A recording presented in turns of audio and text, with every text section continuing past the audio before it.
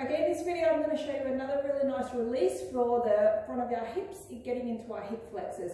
So all you need for this one is a tennis ball. You can use a spiky ball or like a lacrosse ball depending on sort of your tolerance for pain. I do like a tennis ball because they're cheap, easy to get, and they're a little bit squishy, so they're hard enough to give you the pressure that you need, but they have enough give so it's not excruciatingly painful. And you may work up to a lacrosse ball or like I said, a spiky ball as you start to release tension. So you just want a bit of space so that you can roll out. And you're going to come onto your stomach or sort of semi-half lying. The ball is going to be placed in the front of your hip. So you'll find the pointy bit of your hip bone, the front of your hip bone in through there. You just want to come off in towards your belly button a little bit and place it in on that area. And trust me, you'll know when you find that point because it'll be quite tender. And you want to take that weight fully through the front of the, through your arms. You can roll around until you find that point. And you can see, you know, I'm trying to find that point. And when you do, you'll find that it is a little bit sore. So there's different ways of doing it. I'll show you on this leg because what I'm going to add as well is what's called like more of an active mobilization. So you can either just sit on that point once you find that tender point and wait until that point starts to relax. You can also roll around a little bit. Some people prefer that movement.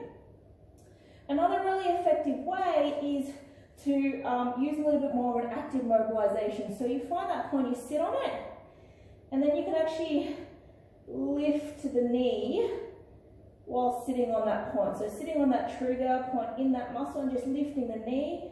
What you're doing there is you're just taking the quad, getting a little bit of hip extension as you keep pressure on that. And by taking that muscle as well as the surrounding muscles through its range of motion, that helps you release that tight muscle that little bit more effectively. And a lot of people find that that's quite a effective way of mobilizing that particular muscle. And yeah, like I said, it's normal, you'll feel a little bit of tension. Obviously you don't want anything that causes sort of any numbness or tingling or anything like that. There are a lot of nerves and blood vessels and things like that running through that area, so you want to feel that kind of icky muscle sort of pain.